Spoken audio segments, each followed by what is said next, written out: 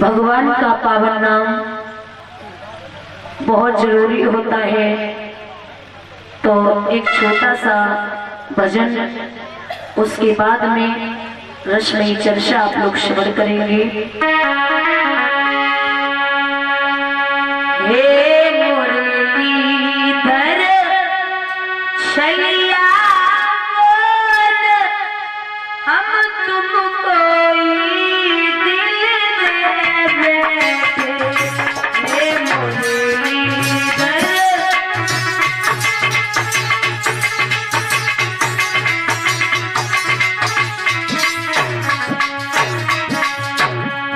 दोनों हाथ ऊपर उठा के ताली बजा के बाजू में ताकत है इस्तेमाल कर लो, बुढ़ापे में काम आ जाएगा। दोनों हाथ उठा के इस तरीके से, माता दोनों हाथ ऊपर। हे मुरलीधर छलिया सबसे पहले तो पंडाल में बैठने है अगर तो इस तरीके से बैठिए, घुटने मोड़ के नहीं। कछु कछु तो पाए पसार ले, हमारी तरफ से लो, हमें प्रणाम कर ले।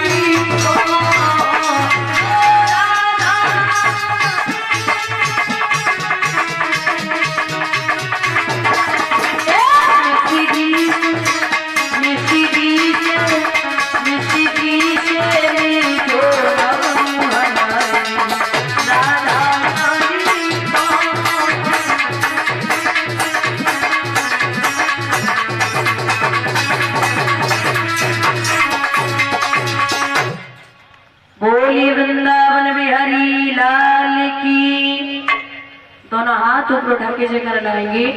बोलीवाल कृष्ण भगवान की। महाराज श्री सुखदेव भगवान वर्णन करते हैं राजन परीक्षित,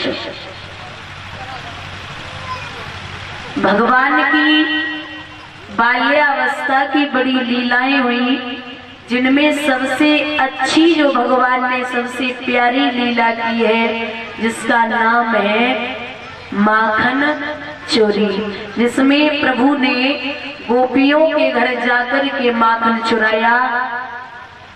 इतने उपद्रव कृष्ण ने किए। बुजुर्गों याद रखना, एक दिन तो कृष्ण किसी ग्वालिनी के घर पे माखन चुराने के लिए पहुंचे, तो वो ग्वालिनी इतनी चालाक थी, उसने एक घंटी उठाई और घंटी उठाकर के जहां मटकी रखी थी वहीं पर बांध दी और घंटी को जवाब दिया कि जब मेरा कृष्ण आए तो तू बजना प्रारंभ कर देना।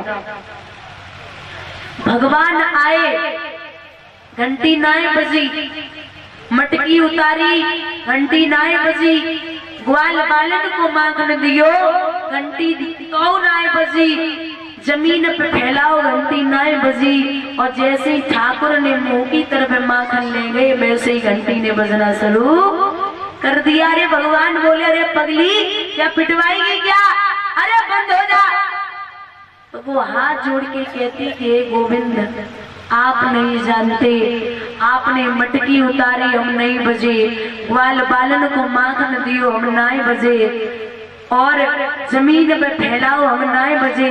लेकिन संतों से और विद्वानों से पूछो कि जब ठाकुर जी भोग लगाते हैं तो घंटी को बजना पड़ता है। ये दुनिया की परंपरा है, ये संतों और विद्वानों ने नियम कर रखा है कि जब तक आप भोग लगाएंगे अगर घंटी ना बजे तो भोग पूर्ण नहीं होता। ऐसी उपद्रव कृष्ण की। एक दिन भगवान कन्हैया मैया यशोदा से बोले कि हे माँ, आज हमारा बड़ो दिल कर रहा है कि भैया के साथ में गैया चराने के लिए जाए। मैया ने बहुत रोका, अभी तू छोटा है, काय को लाला जावेगो, वहां भूख लगेगी तो का खावेगो। लेकिन भगवान नाय माने। गैया चराने के लिए जब गोविंद चले तो वहां पर ग्वाल बालों को लगी भूख। ग्वाल बालों ने भगवान से कहा कि मुझे भूख लगी है। भगवान बोले, यहाँ से कुछ दूरी पर ब्राह्मण देवता स्वर्ग की कामना में यज्ञ कर रहे हैं, तुम उनसे भोजन मांग के आओ। सभी ग्वाल बाल वहां से चले और ब्राह्मणों के यहाँ पहुंचे। बोले, महाराज भोजन चाहिए, भूख लगी है। ब्राह्मणों ने फटकार दिया, बोले, अरे ईर मारो, अरे कभी दर्पण में अपना मुख देखा है जो भोजन मांगने आ गए, भाग जाओ। भगा दिया। कृष्ण से आकर के कहा कि बिहारी, उन्होंने भोजन नहीं दिया। भगवान बोले, किससे मांगा था? बोले, ब्राह्मणों से। कृष्ण बोले, जाओ दोबारा। क्यों? बोले, दोबारा जाओ और अब की बार भोजन ब्राह्मण की पत्नियों से मांगना। ग्वाल वाल फिर गए और ब्राह्मण की पत्नियों से भोजन मांगा। तो ब्राह्मणियों ने अपना अपना भोजन उठाया और ग्वाल वालों को दे दिया। भगवान ने जब उस भोजन को देखा तो ब्राह्मणियों को वरदान दिया, जाओ पंडित जिंदगी भर कमाते कमाते मर जाएंगे, तुम घर पे बैठे बैठे खाओगे। और कृष्ण जब बराबर गैया चराने के लिए जा रहे तो एक दिन गोविंद ने ग्वाल बालों से कहा कि अपने अपने घर से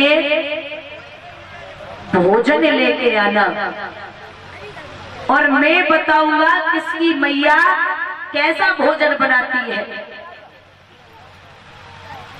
सभी ग्वाल बाल भोजन लेके गए, लेकिन श्रोताओं, एक मधु नाम का सखा भोजन लेके नहीं गया। वो छाछ लेके गया मठा। भगवान ने सबके भोजन ग्रहण किए परीक्षित, लेकिन वो मधु नाम का सखा देखने लगा कि ये 56 प्रकार के भोजनों को खाने वाला मेरी छाछ को क्या पिएगा, इसलिए एक कोने में बैठ करके उस छाछ को अकेले ही पीने लगा। भगवान की निगाह जब उस मधु नाम के सखा पर पहुंची तो वो पूरी छाछ पी चुका था, जरा सी छाछ मुंह में बची थी। भगवान ने दोनों तरफ से मुक्का मारा छाछ बाहर, भगवान उसके मुंह को चाटने लगे। जब मुख को चाटना शुरू किया, आज ब्रह्मा जी देख रहे थे, बोले ये कैसा ब्रह्म है, अरे ये कैसा परमात्मा है जो दूसरों का झूठा खाता है, इसे हम ब्रह्म कह ही नहीं सकते। ब्रह्मा जी ने गायों और बछड़ों को एक गुफा में बंद कर दिया। भगवान देखने गए तो गाय और बछड़े गुफा में बंद। लौट के आए तब तक ब्रह्मा जी ने ग्वाल वालों को भी गुफा में बंद कर दिया। भगवान ने ध्यान धर के देखो, जवाब दो ब्रह्मा जी, तुम हमसे खेल खेल रहे हो, हम करोड़ों खिलाड़ियों के खिलाड़ी हैं, हमसे खेल मत खेलो। भगवान ने चुटकी बजाई, उसी प्रकार की गौएं, उसी प्रकार के ग्वाल। 1 साल हो गई ब्रज में, किसी ने ये नहीं जान पाया कि ये असली ग्वालवाल है या नकली ग्वालवाल है। 1 साल बाद ब्रह्मा जी जब पहुंचे तो देखा ब्रज में भी बंद है, फिर भागे तो गुफा में भी बंद, फिर भागे तो ब्रज में भी बंद है। भगवान ने रास्ते में रोक लो और जवाब दो ब्रह्मा, जिसकी चौकड़ियों में फंसकर चकराते ऋषि मुनि गढ़े हैं, उन चतुर खिलाड़ी के हाथों अब चूक गया चतुरानन भी। तुम हमसे खेल मत खेलो। दोबारा वापस गायों और बछड़ों को छोड़ा है गोविंद और ब्रह्मा जी अपने धाम के लिए आए। बोलिए वृंदावन बिहारी लाल की। महाराज श्री सुखदेव भगवान बोले हैं, हे राजन परीक्षित, एक दिन एक सखी भगवान से बोली है कि हे कन्हैया, आज तुम मेरे घर पे आना।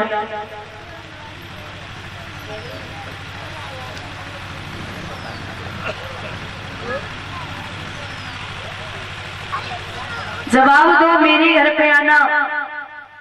बोले आऊंगा तो अगर सम्मान करे तो। अरे ग्वालिनी बोली कैसी बातें करते हो, क्या सम्मान नहीं करूंगी, आप घर पे आना। भगवान ग्वालिनी से रास्ता में मिले तो ग्वालिनी बोली, कन्हैया एक बात